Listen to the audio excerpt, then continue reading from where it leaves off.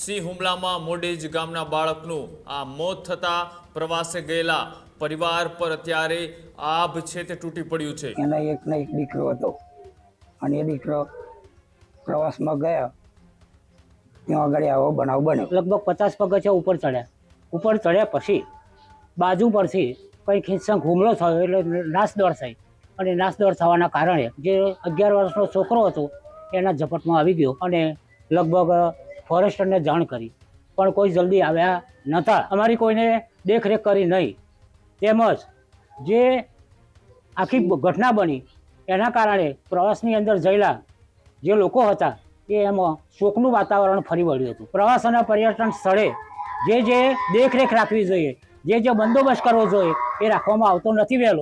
વહેલો કોઈ પણ સાર સંભાળ લેવામાં આવતી નથી અને આ અંગે જો સરકારી કોઈ પણ સહાય પ્રાપ્ત થતી હોય તો એ ભાઈને આપવા માટે પ્રયત્નો કરે એ જ મારી વિનંતી।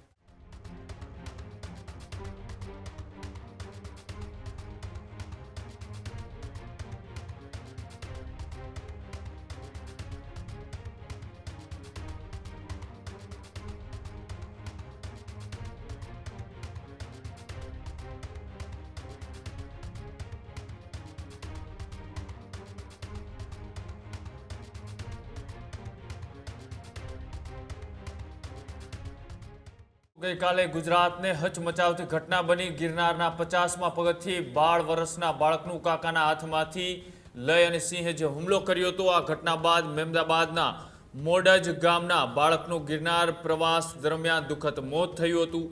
સિંહ હુમલામાં મોડેજ ગામના બાળકનું આ મોત થતા પ્રવાસે ગયેલા પરિવાર પર અત્યારે આભ છે તે તૂટી પડ્યું છે। મયુરસિંહ ચૌહાણના મોતથી સમગ્ર ગામમાં અત્યારે શોકનો માહોલ છે। એકના એક દીકરાના મોતથી પરિવાર પર અત્યારે આભ ફાટ્યું છે। પ્રવાસની ખુશી પડવારમાં માતમમાં ફેલાઈ ગઈ છે અને પરિવાર અને ગ્રામજનોએ ઘટનાને લઈ ઊંડું દુઃખ પણ વ્યક્ત કર્યું। બાળકના મોત બાદ ગામમાં શોકનો માહોલ છે। ઘટનાને લઈ વન વિભાગની કામગીરી અંગે પણ અનેક સવાલો ઉઠી રહ્યા છે। પણ જે પરિવાર એ પ્રવાસમાં એ ગિરનાર પહોંચ્યો તો ફરી એ જ પરિવાર ઘરે જ્યારે પહોંચ્યો ત્યારે પોતાની ઉપર એક દુઃખનું આભ ફાટી વળ્યું હતું। એટલું જ નહીં પણ આખા ગામની અંદર શોકનો માહોલ હતો। કદાચ આ ઇતિહાસમાં પહેલી એવી ઘટના હશે કે ગિરનારના પગથિયા ઉપરથી કોઈ બાળક ઉપર સિંહ હુમલો કરે અને તેમનું મોત કરે। આ જે આખો ઘટનાક્રમ છે તેને લઈ વન વિભાગ પણ અત્યારે દોડતું થયું છે। પણ આ મયુરસિંહ ચૌહાણ કે જે પરિવારનો એકનો એક જુવાન દીકરો કે જે હજુ એ પોતાના ભવિષ્ય ભાંકી રહ્યો હતો તે પહેલાં જ તેમનું અચાનક આ અકસ્માતે મોત થતાં અત્યારે ગામની અંદર પણ ભારે શોકની લાગણી છે તે છવાય છે। મારા છોકરાનું નામ મહેન્દ્રકુમાર સખરાભાઈ ચૌહાણ।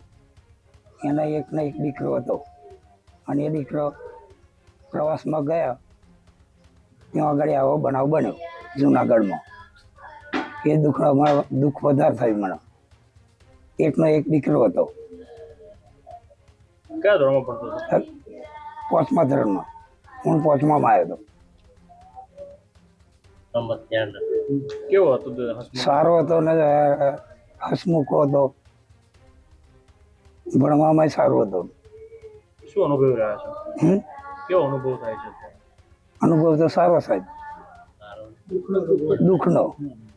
હવે આ ઘટના જે બની એ અમારા ગામમાંથી મોદજમાંથી એક ભાઈએ પ્રવાસનું આયોજન કરેલું ને એ પ્રવાસના આયોજનની અંદર ઘરના 7 સદસ્યો એ પરિવારની અંદર ગયા હતા। એની અંદર સવારમાં જુનાગઢની અંદર જ્યારે ચઢાણ કરવાની શરૂઆત કરી ત્યારે બધા સમૂહમાં જ હતા પણ સમૂહની અંદર હતા પણ એ લગભગ 50 પગથિયા ઉપર ચડ્યા પછી બાજુ પરથી કંઈક હિંસક હુમલો થયો એટલે નાસદોડ થઈ અને નાસદોડ થવાના કારણે પેલો જે બાળક હતું જે 11 વર્ષનો છોકરો હતો એના ઝપટમાં આવી ગયો અને લઈને ભાગી ગયો। પછી બૂમ બરાડા બહુ થયા, બહુ પ્રયત્નો કર્યા પણ કશું મળ્યું નહીં। છેલ્લે પછી બધા ભેગા એકત્રિત થઈ અને લગભગ ફોરેસ્ટરને જાણ કરી પણ કોઈ જલ્દી આવ્યા નહોતા। બીજા અધિકારીઓને પણ જાણ કરી એ પણ આવ્યા નહોતા। એ બાબતમાં અમને ઘણું દુઃખ થયું। અમારી કોઈને દેખરેખ કરી નહીં તેમજ જે આખી ઘટના બની એના કારણે પ્રવાસની અંદર જયેલા જે લોકો હતા એ એમાં શોકનું વાતાવરણ ફરી વળ્યું હતું અને બધા શોકમગ્ન જ થયા હતા. કોઈ એકબીજાને જોઈને રોતા હતા અને એકબીજાને લગભગ દુઃખની લાગણી વ્યક્ત કરતા હતા. આવો ભયંકર જે હુમલો થયો હતો એ હુમલાની અંદર આ બાળકના અંદર લઈ ગયા અને ગુફાની અંદર લઈ ગયા હોય કે ઝાડની નીચે લઈ ગયા, ક્યાં લઈ ગયા, પણ એમાંથી તપાસ કરતા એક પગ મળ્યો છે. એ જે પગ મળ્યો એ લઈ અને એના અધિકારીઓ લગભગ જોઈએ તો પોસ્ટમોર્ટમ માટે રવાના થયેલા છે અથવા ત્યાં ગયા છે અને જ્યાં સુધી પોસ્ટમોર્ટમનો રિપોર્ટ આવશે ત્યાં આગળ કેસ પણ લખાયો છે, એની સૂચનાઓ પણ કરેલી છે. તો આવી બધી ક્રિયાઓ અને બનાવો બને એ અયોગ્ય કહેવાય નહીં. પ્રવાસ અને પર્યટન સ્થળે જે દેખરેખ રાખવી જોઈએ, જે બંદોબસ્ત કરવો જોઈએ એ રાખવામાં આવતો નથી. વહેલો કોઈ પણ સાર સંભાળ લેવામાં આવતી નથી. એ પણ એક તંત્રની બેદરકારી ગણવામાં આવે છે. અને આના કારણે મારી પાડોશમાંથી રહેતા અમારા કાકાના સ્વજન છે, એમને એક જ દીકરો હતો અને એ પણ ગુમાવ્યો. તો આ આંખનું જેમ રતન ખોવાય એમ એ દીકરાનું પણ રતન ગયું અને શોકમગ્ન વાતાવરણની અંદર એમને એવો પાછળ કોઈ સેવાભાવ કરવાવાળું રહ્યું નહીં. કદાચ કુદરતની સામે જોવો તો વસ્તુ જુદી છે, બાકી અમારા હાથમાં હવે કશું રહ્યું નથી. આવી અમે વેદના વ્યક્ત કરીએ છીએ અને આ અંગે જો સરકારી કોઈ પણ સહાય પ્રાપ્ત થતી હોય તો એ ભાઈને આપવા માટે પ્રયત્નો કરે, એ જ મારી વિનંતી. ખેડૂત ભાઈઓ છે ખેતરમાં ડ્રોન ઉડાવતા હોય છે ત્યારે આપણે એક પ્રશ્ન સતાવતો હોય છે કે જે આપણે અત્યાર સુધી જીપીએસ ટેકનોલોજીવાળા ડ્રોન વાપર્યા છે, જેથી કરીને મોબાઈલ ટાવર છે અથવા તો હાઈ ટેન્શન લાઇન પસાર થતી હોય, કોઈ વૃક્ષો હોય, ત્યારે જે જીપીએસ ટેકનોલોજીવાળા ડ્રોન છે એમાં ટકરાય અને ટ્રેસ થાય છે. પણ એગ્રીવન લાવ્યું છે GNSS ટેકનોલોજી ડ્રોન, જેથી કરીને એ ડ્રોન છે એ કોઈ જગ્યાએ ટકરાય નહીં, પોતાની રીતે જ ડિસિઝન લે છે અને મૂવ થઈ જાય છે. જેથી કરીને GNSS ટેકનોલોજી ડ્રોન છે એ વાપરવાનો આગ્રહ રાખો. આ જ પ્રકારની તમામ અપડેટ જોવા માટે ન્યૂઝરૂમ ગુજરાતને લાઇક, શેર અને સબસ્ક્રાઇબ કરવાનું ભૂલતા નહીં.